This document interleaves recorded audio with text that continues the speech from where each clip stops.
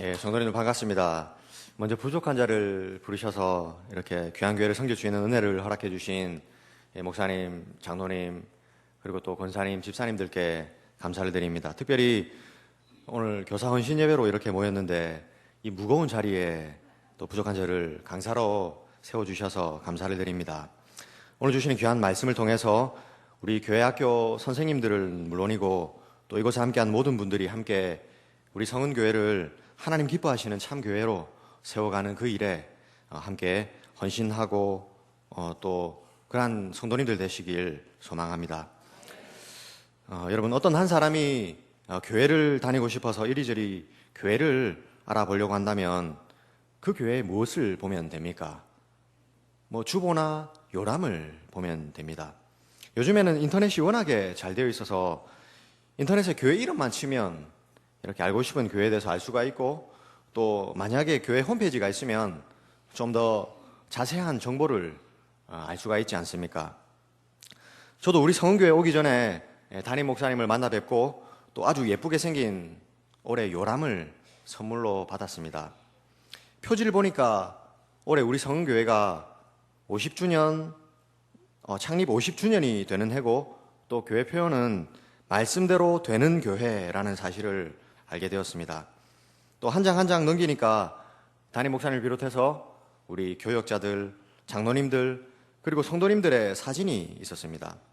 저는 한 분 한 분의 사진도 보고 또 그 밑에 조그맣게 적혀 있는 우리 성도님들의 성함을 보면서 쭉 묵상을 해보았습니다. 이분은 어떤 분이시고 또 저분은 어떤 분이실까? 그리고 이제까지 신앙의 여정을 걸어오면서 어떤 일들을 겪으셨을까?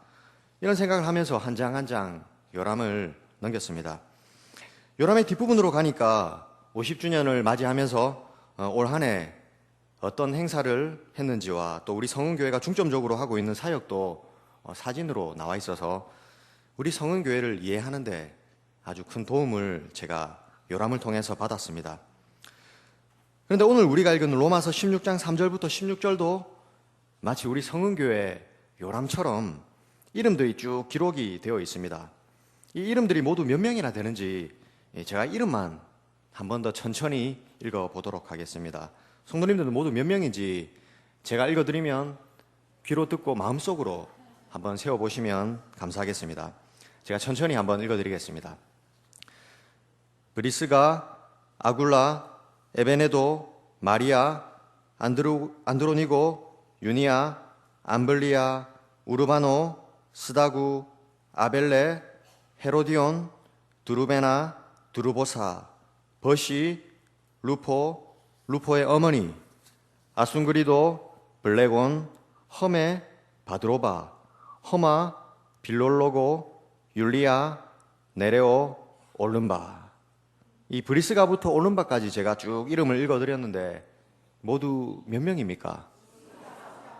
예, 굉장하십니다. 예, 저도 세어보니까 모두 25명이었습니다. 이 이름들을 한 명씩 한 명씩 읽으니까 사실 우리 이름하고 틀리니까 이 발음하기도 좀 쉽지가 않고, 또 사람 이름인지 지명 이름인지 이 분간하기가 쉽지가 않습니다. 그런데 이 25명의 이름이 로마교회 성도들의 명단이고, 그리고 이 명단들이 이 기록된 로마서 16장 3절부터 16절까지가 일종의 로마교회 요람입니다. 이 본문을 통해서 누가, 그리고 또 어떤 사람들이 로마교회에 속해 있는지를 우리는 알 수가 있는 것입니다. 그런데 우리가 여기서 조금만 더 본문을 찬찬히 살펴보면 우리는 본문 속에서 놀라운 것을 발견할 수가 있습니다. 지금은 그렇지 않지만 고대 사회에서 이름은 그 사람의 신분과 그리고 또 그 사람의 사회적 지위와 성별, 그리고 그 사람이 어떤 계층에 속해 있는지를 보여주는 아주 중요한 자료입니다. 따라서 여기 나오는 25명의 이름을 통해서 우리는 로마 교회의 성격을 알 수가 있는 것입니다. 그러면 먼저 로마서를 간략하게 한번 살펴보도록 하겠습니다. 로마서는 누가 누구에게 보낸 편지입니까? 네, 그렇죠. 예, 사도 바울이 로마에 있는 성도들에게 보낸 편지가 바로 로마서입니다. 이 로마 교회는 바울이 세운 교회가 아니고 아직 바울이 방문을 한 적도 없었기 때문에 로마의 성도들에게 복음이 무엇인지를 아주 자세하고 꼼꼼하게 전하려는 목적으로 이 로마서를 기록한 것입니다.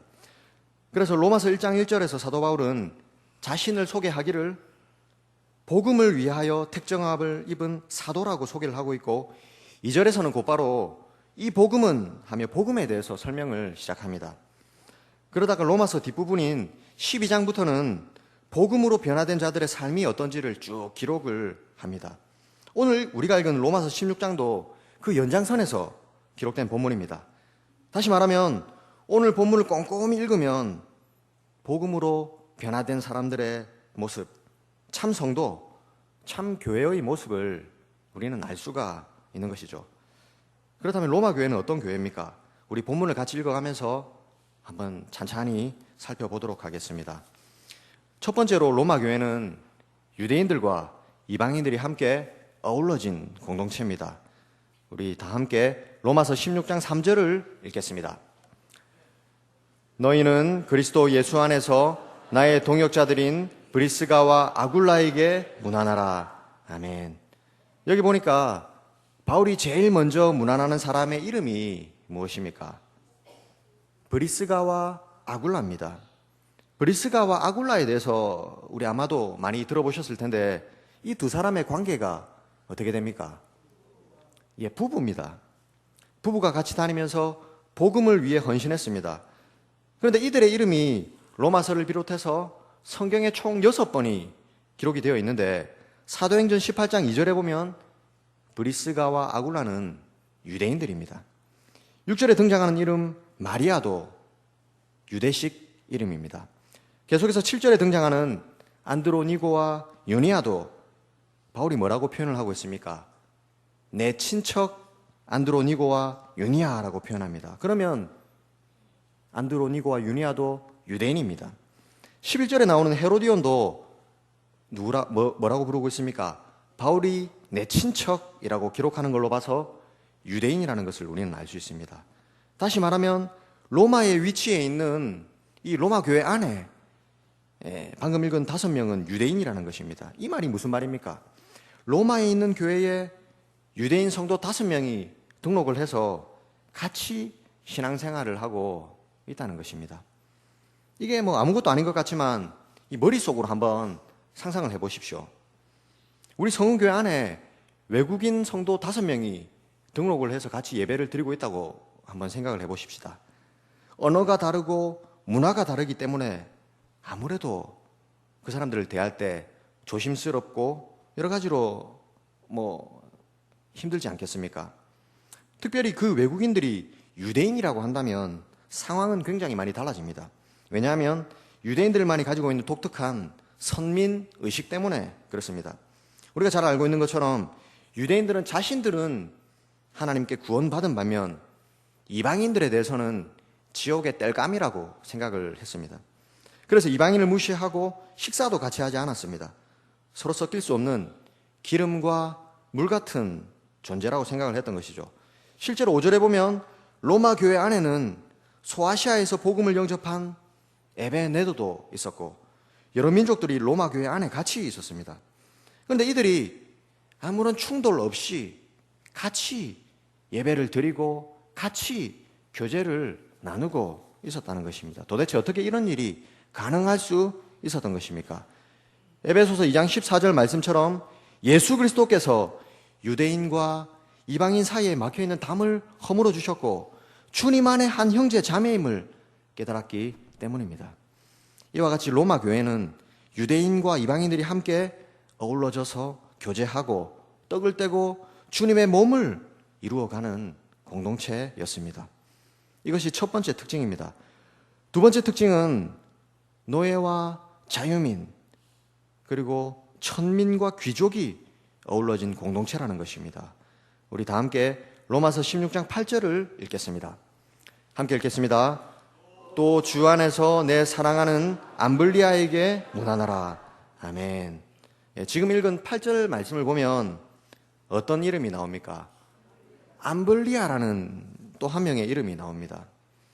여러분 우리나라에도 노비들이 있었기 때문에 그 이름만 들어봐도 이 사람이 노비구나 하는 이름이 있지 않습니까? 흔히 뭐 돌쇠, 먹새, 뭐 개똥이 같은 이름들이 이 노비들의 이름이었습니다. 마찬가지로 암블리아라는 이름도 사도 바울 당시에 흔히 노예들이 쓰는 이름이었습니다. 여러분, 당시에 노예는 어떤 사람들입니까? 사람이 아니라 주인의 물건이고 도구고 재산이었습니다. 이들이 다치거나 병들면 노동력의 상실로 보고 그냥 갖다 버렸습니다. 게다가 만약에 주인이 죽거나 피살되면 자기 주인을 보호하지 못했다는 명목으로 해서 노예들을 다 잡아서 이렇게 죽이기도 했습니다. 상황이 이렇다 보니까 밤에 몰래 도망가는 노예들도 많았는데 돈 받고 노예들을 잡아주는 직업도 이 로마에 성행했습니다. 계속해서 9절에 나오는 우르바노와 스다구라는 이름도 그 당시에 아주 흔했던 노예 이름입니다. 게다가 12절에 나오는 이름인 드루베나와 드루보사 그리고 버시도 노예 이름입니다. 이렇게 보니까 로마 교회 안에 노예들이 어떻습니까? 굉장히 많았습니다. 아마도 로마 교회 안에 절반 정도의 사람들이 노예라고 그렇게 보고 있습니다. 여러분 한번 상상해 보십시오. 이제 막 시작된 공동체 안에 절반 정도 되는 사람들이 이 노예라고 한다면 인간적인 생각으로 보면 복음 전파에 별로 도움이 되지 않습니다. 그럼에도 불구하고 로마 교회 안에 자유민과 노예들, 귀족과 천민들이 함께 신앙생활을 하고 있습니다. 어떻게 이런 일이 가능할 수 있습니까? 복음이 이들을 변화시킨 것입니다. 예수 그리스도께서 여기 모인 자유민들 뿐만이 아니라 노예들 한 사람 한 사람을 위해 죽으시고 다시 사심으로 그들을 하나님의 형상으로 그리고 하나님의 자녀로 삼아주셨다는 것을 깨달았기 때문에 또한 서로가 서로를 그러한 하나님의 형상으로 바라보고 있었기 때문에 그럴 수 있었던 것이 아니겠습니까? 우리 한국교회 역사 가운데도 아직 신분 제도가 있었을 때 이런 일들이 굉장히 많았습니다. 아마 우리 장로님들 가운데 연세가 많으신 분은 아실지 모르겠습니다. 초대교회 지도자 중에 박성춘이라는 분이 계셨습니다. 그런데 원래 이분이 백정이었는데 이분이 복음을 영접하게 된 게 놀랍게도 콜레라 때문이었습니다. 이 박성춘이라는 분이 콜레라에 걸렸는데 그때 마침 이분 아들이 선교사가 운영하는 예수교 학당의 학생 박봉출이었습니다. 이 아들이 아버지가 콜레라에 걸렸다고 선교사님에게 도움을 요청을 했고 선교사님은 친구였던 지금의 연세대 세브란스 병원의 전신인 재중원 원장 에비슨 박사에게 도움을 요청합니다. 에비슨 박사는 당시 우리 고종 황제의 어이였기 때문에 왕진을 갈 때마다 황제가 하사한 가마를 타고 그렇게 왕진을 다녔습니다. 그래서 에비슨 박사는 부탁을 받고 백정인 박성춘에게 왕이 하사한 가마를 타고 그렇게 갔습니다. 여러분 머릿속으로 한번 이 장면을 떠올려 보십시오. 왕의 어이가 가마를 타고 백정인 자기 자신에게 지금 왕진을 오고 있으니까 백정 박성춘은 너무 충격을 받아서 치료도 받기 전에 병이 나아버렸습니다. 너무 감동을 받아서 이 눈물을 흘리는 이 박성춘에게 에비슨 박사는 복음을 전했고 복음을 받아들인 박성춘은 한국 근대사에서 아주 중요한 인물이 됩니다. 어떻게 이런 일이 가능할 수 있습니까? 복음은 모든 믿는 자에게 구원을 주시는 하나님의 능력이기 때문에 노예든 백정이든 자유민이든 귀족이든 믿는 자들 모두가 하나님의 형상이고 하나님의 자녀라고 말씀하고 있기 때문입니다. 바울도 노예 출신 성도들의 수고와 노고와 고통을 너무나도 잘 알고 있었기 때문에 로마서 1장 1절에 자기 자신을 가리켜 예수 그리스도의 종 바울이라고 표현합니다. 자기 자신도 예수 그리스도의 소유된 노예라는 뜻이고 복음은 노예도 자유민도 귀족도 주님 안에 한 형제고 자매라는 것을 보여주고 있는 것입니다. 이와 같이 로마 교회는 노예와 자유민이 신분상의 차이를 넘어서 한 상에 둘러앉아 먹고 마시고 함께 어우러져서 교제를 나누는 공동체였습니다. 세 번째 특징은 남자와 여자들이 차별받지 않고 똑같이 동등하게 어우러진 공동체였다는 사실입니다. 우리 16장 3절을 다 함께 읽겠습니다. 너희는 그리스도 예수 안에서 나의 동역자들인 브리스가와 아굴라에게 문안하라. 아멘. 아까도 우리 이 브리스가와 아굴라에 대해서 살펴봤지만 이 둘은 부부입니다. 아주 유명한 부부죠. 그런데 이 둘 중에 누가 부인입니까? 아굴라. 예, 그렇죠. 앞에 나오는 브리스가가 부인이고 아굴라는 남편입니다. 보통 남편과 부인 이름을 부를 때 누구 이름을 먼저 부릅니까? 예, 남편 이름이 먼저 나오죠. 그런데 이 부부의 이름이 성경에 6번 등장하는데 사도행전 18장과 고린도전서 16장 2번을 빼고는 4번이나 부인의 이름이 먼저 나옵니다. 그런데 고대 사회에서 여성은 남성들의 소유물이었습니다. 어려서는 아버지의 소유물이었고 결혼해서는 남편의 소유물이었습니다.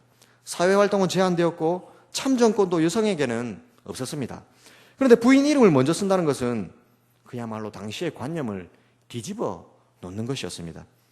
계속해서 성경을 보면 6절에 나오는 마리아도 여성 이름이고 7절에 나오는 유니아도 여성 이름이고 그리고 12절에 나오는 드루베나와 드루보사 그리고 버시도 여자 이름입니다. 그리고 15절에 나오는 율리아와 네레오도 여자 이름입니다. 모두 8명의 성도들이 여자입니다. 다시 말하면 로마 교회 성도들 가운데 3분의 1이 여자들입니다. 여자들이 차별받지 않고 여자들이 누구의 소유물로서의 존재가 아니라 인정받고 존중받고 서로 어우러져서 사랑하는 공동체가 바로 로마 교회입니다. 도대체 어떻게 이런 일이 가능할 수 있습니까? 복음이 이들을 변화시켰고 복음이 유대인들과 이방인들을 노예와 자유민들을 그리고 남성과 여성들을 함께 어우러져서 서로가 서로를 아껴주고 존중해주는 공동체로 만들어가게 한 것입니다. 이것은 세상이 줄 수 없습니다. 가식적으로 친절하게 대하고 웃으면서 대할 수는 있지만 조금 더 가까이 다가가서 바라볼 때는 본성을 드러내는 것이 세상입니다. 그런데 복음이 교회로 하여금 평안과 사랑과 하나 되는 공동체로 만들었던 것입니다. 저는 오늘 이 말씀을 묵상하면서 대한민국 안에서 벌어지고 있는 한 가지 일이 떠올랐습니다. 대한민국의 교육 현실입니다. 사실 교육에 관련된 분들이 의도한 것은 아니지만 인간의 연약성과 재성 때문에 갈수록 경쟁에서 이기지 못하면 살아남지 못하는 현실이 되어버렸습니다. 경쟁만 부추기다 보니까 옆에 있는 친구는 손을 맞잡고 함께 걸어가야 되는 존재가 아니라 밟고 넘어서야 되는 장애물로 여기고 있습니다. 사랑, 우정, 나눔 이런 단어들은 아주 순진한 그리고 사치로 여겨지고 있는 현실입니다. 제 아내도 교육에 몸을 담고 있기 때문에 설교 준비를 하면서 제 아내와 이런저런 교육 현실에 대해서 이야기를 나누었습니다. 중요한 것은 누구나 비판을 하고 있지만 대안은 없다는 것입니다. 특별히 오늘 교사 헌신 예배로 모였는데 교회 교육의 현장에서는 세상을 향해 답을 줄 수 있느냐는 것입니다. 그런데 오늘 보면 우리에게 분명하게 말씀하고 있습니다. 복음이 사람의 심령을 침투해 들어올 때 가치관이 바뀌고 세계관이 뒤집어져서 유대인과 이방인이 하나 되고 노예와 귀족이 하나 되며 남자와 여자가 하나 되어서 세상이 줄 수 없는 평안과 사랑 그리고 하나님의 형상을 구현하는 공동체로 만들어 갈 수 있는 것입니다. 저는 우리 교회학교 선생님들이 이러한 막중한 임무를 받은 분들이라고 생각을 합니다. 공부에 지치고 입시에 지쳐서 자기 자신이 누군지를 망각하고 살아가고 있는 우리 아이들에게 너 하나님의 형상이야. 너 하나님의 자녀야. 그리고 꽃보다 아름다운 존재라는 것을 깨닫게 되어서 하나님의 형상으로, 하나님의 자녀로 살아가도록 돕고 가르치는 것이 우리 교회학교 선생님들이 아니겠습니까? 이렇게 하는 것이 세상이 볼 때는 미련해 보이고 아주 더디게 가는 것처럼 보이지만 사도행전 27장 25절에서 사도 바울을 통해 하나님께서 뭐라고 말씀하십니까? 여러분이여 안심하라. 나는 내게 말씀하신 그대로 되리라고 하나님을 믿노라. 하나님께서는 성은교회가 바로 이런 교회가 되기를 원하십니다. 또한 우리 성은교회 교회학교 선생님들이 이러한 교사들이 되기를 원하십니다.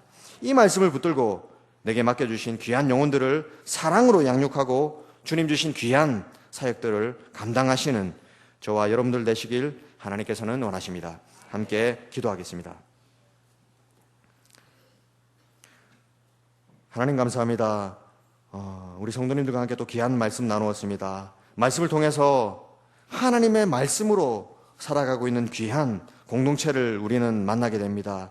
그들이 말씀대로 살아갔을 때에 유대인들과 이방인들이 하나가 되고 남자와 여자가 하나가 되고 그리고 노예와 귀족들이 하나가 되어서 함께 어우러져서 말씀대로 살아갔던 것을 우리는 말씀을 통해서 깨닫습니다.